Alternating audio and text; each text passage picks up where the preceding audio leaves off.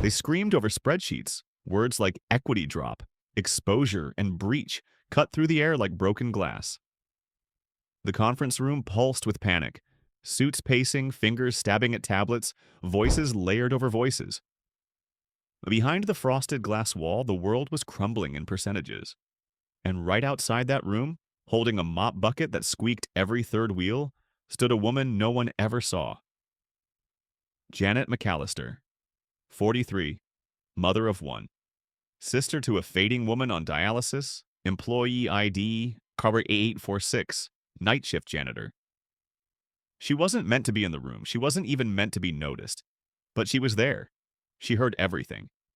And when the shouting reached its loudest, she stepped forward, just a few feet, looked right at the CEO and whispered one sentence, just one. The room froze. The CEO stopped breathing mid-word, and in that breathless second, the whole company tilted. Leave a comment. Have you ever been in a room where everyone talked, except the one who should have been heard, and hit that subscribe button? These stories aren't fiction. They're just usually ignored. Janet always started on the 18th floor. It was quiet, dead carpet kind of quiet. Every night, same routine. Wipe desks no one sat at after 6 p.m., empty trash cans filled with untouched catered sandwiches, clean windows that only executives ever touched. She did it in silence, just her earbuds and a faint hum of Nina Simone, reminding her she had a soul.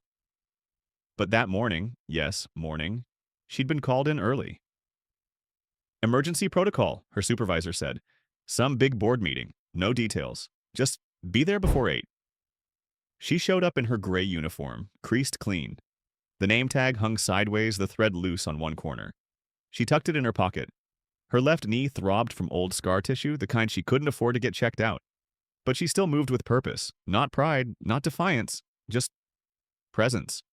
The glass conference room took up half the floor. It was the kind of room where decisions were made that would ripple across thousands of lives, where bonuses were handed out over golf jokes, where Janet once wiped red wine off a white leather chair and got blamed for the spill. Today, the room was full. 12 executives, 3 advisors, a lawyer, and 1 intern who hadn't blinked in 10 minutes. They were arguing before she even entered the hallway. Janet wasn't supposed to go near the table. She knew that. But as she passed, she saw something, small but real. A draft, cold air licking in through the cracked window. She paused. One of the women near the door, a senior finance VP, kept rubbing her shoulder. The draft was clearly hitting her. Janet, without thinking, walked over and reached for the latch to shut the window. She was 2 inches from closing it when the voice snapped through the air like a whip. Could you not? The voice belonged to a man. Mid-40s, sharp suit, zero patience. He didn't look at her, just raised his hand like he was swatting a fly. We're in the middle of something. Please stay in your zone. The words didn't sting. Not yet. They floated like ice. The woman with the cold shoulder didn't say a thing, just adjusted her scarf. Janet stepped back. Her hand still hovered, confused. Her mouth opened, then shut. The window remained open. The cold breeze continued. She nodded. The slow kind of nod that's not agreement, just withdrawal. And turned to leave. And then she saw it. Near the corner of the conference table, under a rolling chair, something small. Not a piece of paper. Not trash. It was different. A post-it note, yellow, slightly folded at the edge, and on it, a number, just one. 3.41B. No context, no name, just that. She hesitated, looked at it again. Nobody else seemed to notice it. Is this yours? She asked softly, raising the note halfway. No one answered. They didn't even look up. So she tucked it into her pocket, just in case. As she backed away from the conference room, the shouting started again. Not at her, not about the window. About something bigger, faster, louder. Janet kept walking, pushing her bucket, heart oddly tight. Not from fear, but from that number. 3.41B. She didn't know why, but it felt like it meant something. And Janet had learned over 40 years of watching people ignore her. If something feels wrong, it usually is. The elevators made that soft ding when they stopped on the 18th floor. Janet always found it funny, how even the bells here were polite. She pushed her mop bucket past them like usual, eyes down, thoughts not. That note hadn't left her mind. 3.41b. It echoed with weight. She didn't know why. Maybe it was just a budget thing. Maybe a name for some initiative, or maybe nothing. But Janet had lived too long to trust maybe nothing. The shouting had stopped. Now it was the worst kind of noise. Silence with tight breathing and clicking laptops. When she passed the glass room again, most eyes were on the intern's screen, which showed a spreadsheet with more red than black. "That number doesn't make sense," a woman in a blazer shouted suddenly, slamming her hand on the table. Another man, the same one who dismissed Janet earlier, leaned back with that smug sort of calm that always meant trouble. "It's not about making sense. It's about optics. We don't show this to anyone. We spin something cleaner." Janet didn't even blink. She'd heard 1,000 conversations just like that. But it wasn't the words that caught her breath. It was the name they used. McAllister. Her heart skipped. That was her name, but not hers. Her son Malik had applied for the junior data internship in this company 4 months ago. Never even got a rejection, just silence. He had sent in something bold, a financial anomaly detection tool he coded himself. And it used pattern recognition, and a system that flagged risks. Janet's chest tightened. That number, that tone, that name. She stood still for a second too long. "Hey, move, please." A younger man in a tailored blue suit nearly ran into her with a tray of espresso shots. "Sorry," she muttered, stepping aside. But the ache in her ribs wouldn't move. She went down the hall, not far, just to the small kitchenette where staff could make coffee. She didn't need coffee, she needed a wall to lean against, to breathe. She pulled the yellow note from her pocket again. 3.41b. She stared, then flipped it over. 2 tiny words in faint pencil. Exposure risk. Her fingers trembled. This wasn't trash. This was Malik's system, his language, his phrasing. She remembered him explaining it to her. "Mom, I made it flag anytime exposure exceeds 3.4 billion. That's the danger line. Above that, it means someone's hiding money or misreporting." Janet's mouth went dry. She didn't understand corporate politics, but she understood this. Her son built something. They took it. And now they were pretending it didn't exist, while blaming lower access employees for the breach. She wanted to scream. Instead, she walked back into the hallway. Her grip on the mop handle turned white-knuckle tight. Inside the glass room, chaos brewed. "We lost the Callbridge contract," someone shouted. "They pulled out this morning, citing breach of fiduciary transparency." "Who leaked this?" another man barked. And then the words hit her like a gut punch. "Could have been anyone below clearance. Cleaning staff have full access at night. You leave something on a printer. Boom, it's on Reddit." Laughter, nods. Even the intern cracked a smile. Janet stopped moving. The intern spoke up, voice cracking. "Should we, make someone a scapegoat? You know, get ahead of it?" And the smug man in the tailored suit? He didn't even flinch. "Get someone from the bottom of the chain. Pick one. Quiet, loyal, disposable. HR will take care of it. Just enough noise to satisfy investors." Her ears rang. Disposable. Like she was an office supply. Janet felt every inch of her spine straighten. Her chest rose slow, deliberate. She looked down at the mop. Looked up at the glass. They didn't know she was watching, but she was. And she had heard everything. She stepped forward, just 2 steps, and paused. Not yet. She wasn't ready to speak, not until she was sure she wouldn't shake.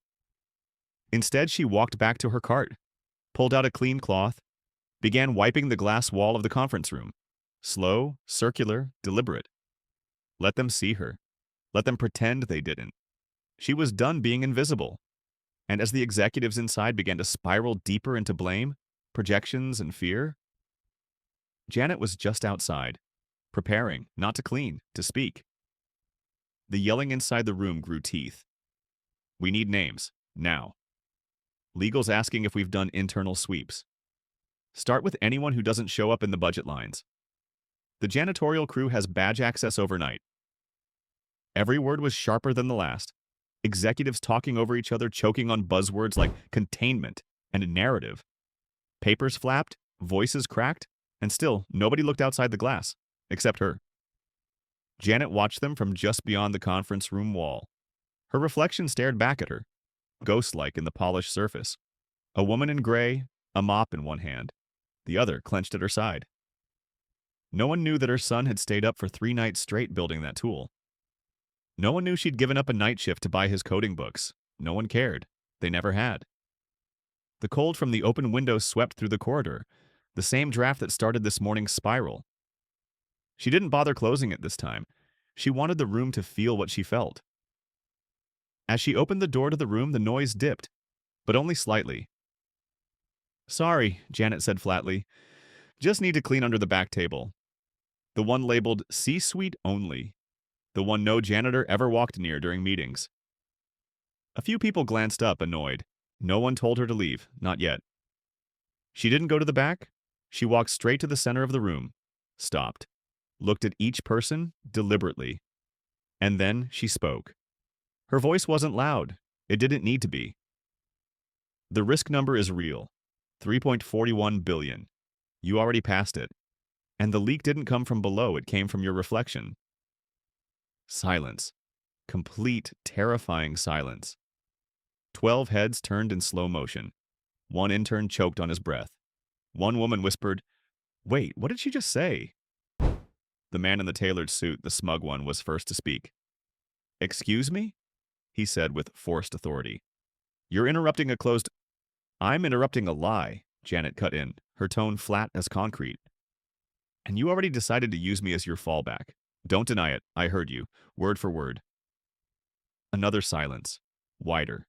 Colder. Then came the sound no one expected. A chair scraping back. The CEO, who hadn't spoken in 10 minutes, stood up slowly. His eyes locked on Janet. "What did you just say?" Janet stepped forward. "I said your exposure is past the line. My son built a detection system. I recognized the signature. He submitted it here, never even got a call back. But now it's being used. Quietly, no credit, no audit trail." She reached into her pocket and unfolded the yellow post-it, held it in the air like a lit match in a room full of gas. "This was under your table, right under your feet. You want to blame a janitor for a leak? Maybe look down, like you usually do. That's where the truth's been sitting this whole time." You could feel the oxygen leave the room. One executive reached slowly for his tablet. "Stop," the CEO said, his voice like steel. "Put it down." He turned fully to Janet now, his jaw clenched. "What's your name?" "Janet McAllister," she said. Someone in the room gasped. "McAllister? Like the intern who submitted that red flag algorithm?" Janet nodded. "He didn't get the job, but his code did." And there it was, the sentence that shattered the illusion. She didn't yell. She didn't accuse. She just told the truth and said what no one else had the spine to say. In the corner, the intern finally blinked. One of the VPs sat back, stunned. The CEO took a step forward, then another. He looked down at the post-it. His face changed, not with anger, with shame. He turned to his executives. His voice was low, tired. "I want everyone out, now, except her." Nobody moved. "I said out." Chairs scraped, laptops shut, suits shuffled. And within 60 seconds, Janet stood alone in the room. Just her, the CEO, and a single yellow note between them. And then he spoke. But that's not what matters. What matters is, for the first time in this building's history, someone like Janet didn't whisper. She was heard. The door shut behind the last executive like a vault sealing secrets.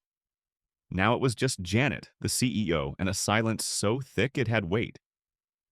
He didn't speak at first, just stared at her. Not with hostility, but with something worse, confusion. As if for the first time in years, he was seeing something not in a report, not on a slide, but real, and had no idea what to do with it. Janet stood still, mop still in hand, post-it in her other palm like a piece of evidence.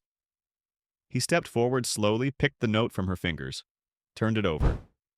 When he saw the words, "exposure risk," his shoulders dropped half an inch. "You're saying your son wrote this?" he asked quietly. "No, I'm saying my son built the system that flagged this, and someone printed it. Probably thought it was trash. Dropped it. But it wasn't. It was a warning. She paused. And you ignored it. He didn't argue, didn't deflect. He just rubbed his forehead and sat back in the chair like he'd aged 10 years in 10 minutes. You know what this means? I know exactly what it means, Janet said, stepping closer. It means someone high up covered a risk, pretended it didn't exist, and now your company's bleeding millions. She paused. And someone like me was the one you wanted to blame for it. That last sentence hung there like smoke. He looked up at her again. This time his face was different. Not corporate, not defensive, human. You're right. 2 words, simple, honest, dangerous. Janet blinked. She hadn't expected that. He leaned forward, elbows on knees. We didn't take your son's application seriously. He didn't have the right degree, the right resume. It went through HR's filters. I probably never even saw it. Janet's voice was steady. But you used the code. He nodded. Yes, one of the consultants mentioned they found a tool online with open source parts. Said it was perfect for internal use. Never said where it came from. Never asked. He met her eyes again. That's on me. Janet felt her throat tighten. Not because of guilt, but because of the sheer absurd irony. All her life she had worked invisible. Cleaned offices of people who couldn't remember her name. Smiled at people who never looked at her face. Covered for coworkers who got sick. Volunteered for holiday shifts so the others could see their kids. And now, she was standing in a room alone with the man at the top, telling him how his company fell apart. She didn't want revenge. She didn't want applause. She wanted accountability. Malik doesn't know, she said finally, about any of this. About me being here. About the tool being used. The CEO nodded again. He will, he said. Properly. Formally, I'll make sure of it. Janet raised an eyebrow. You mean you'll announce it? Not just send him a thank you card? You'll name him. You'll credit him. He held her gaze and nodded again. Yes. The room went still, but not dead. It was the kind of silence that came after truth, when there's nothing left to hide behind. Janet looked at her reflection in the glass again. Same uniform, same tired eyes, same crooked name tag. But inside, something had changed. The way she stood, the way her breath moved through her chest. She wasn't invisible anymore, and yet she stepped back, reached for the mop, rolled the bucket quietly toward the door. Wait. She paused, looked over her shoulder. The CEO stood up. I don't know what to say. Janet smiled, not out of kindness, but clarity. You don't have to say anything. She nodded once calmly. Just do what no one ever does when people like me speak. What's that? He asked. Listen. She walked out. Her footsteps echoed through the marble hallway like clock hands. Deliberate, unhurried. Each step heavier than the last, not from burden, but from truth finally finding voice. Janet didn't go back to the janitor's closet. She didn't empty the mop bucket, didn't stack the gloves, didn't clock out. She just walked. Past the high-gloss halls, past the glass doors with etched names she'd wiped clean for 10 years, past the receptionist who still, somehow, didn't meet her eyes. In her pocket, the Post-it note had folded itself soft with sweat. At the end of the hallway, she paused, looked back once. The lights in the conference room were dimmer now. The figures inside, moving slower, still powerful, still polished, but shaken. She didn't need to be there anymore. The words had landed. What came next was out of her hands. She rode the elevator down alone. On the second floor, the bell dinged, and a woman stepped in. Young, designer heels, latte in hand, Bluetooth in ear. She glanced at Janet and did a double take. Not because of the mop, but because of the posture, the look, like Janet had come from war but walked out a general. Rough morning? The woman asked, more curious than kind. Janet smiled. Productive. The doors opened. Janet walked out. The woman didn't follow. Downstairs, the security guard, Walter, looked up from his desk. He was the only one who ever greeted her by name. Hey, Jay, he said. She stopped, looked at him, and, for the first time, smiled wide. I need a favor. Walter leaned in. Anything. She handed him her ID badge. If they ask, she said, I clocked out early. He looked at her confused. You quittin'? No, she said. I'm just done for today. Then she turned. The sunlight caught her as she pushed through the revolving door. Outside, the city was moving like nothing had happened. Cars honking, vendors yelling, people brushing past like bees in a hive. And yet, Janet stood still. She looked up at the building's glass facade. It reflected everything: the sky, the streets, the people who'd never see her. But today, for the first time, she saw herself in it. And right then, her phone buzzed. It was a message from an unknown number. Ms. McAllister, this is Kenneth Warren. I'm the CEO. I'd like to personally offer your son Malik a full paid internship, retroactive recognition for his system, and a scholarship offer from our education fund. I owe you both more than that, but I'd like to start there. Below it. P.S. The board has been informed of today's events. We're making changes. You're the reason. Janet stared at the screen. Not shocked, just still. She didn't smile, didn't cry. She simply slid the phone back into her pocket, crossed the street, and walked toward the 22 bus. The city didn't know. The people on that bus didn't know. Malik, still asleep in his room surrounded by open textbooks, didn't know. But something had changed. Inside that building, people were scrambling. A board was questioning, policies were being rewritten, and a name that had never once been spoken in that conference room was now on everyone's lips. Janet McAllister. She didn't win a medal, didn't get promoted, didn't even get an apology big enough to cover the years she was invisible. But she wasn't invisible anymore, and that was enough. The next day, the mop stood alone, leaned neatly against the wall of the janitor's closet. But Janet didn't come to get it, because by then she was sitting across from a woman in HR calmly reviewing compensation for intellectual theft. And in her bag, the same Post-it note, folded clean, protected by plastic. Not as proof, as a reminder that sometimes the smallest sentence from the quietest person is the one that makes the whole room finally shut up and listen.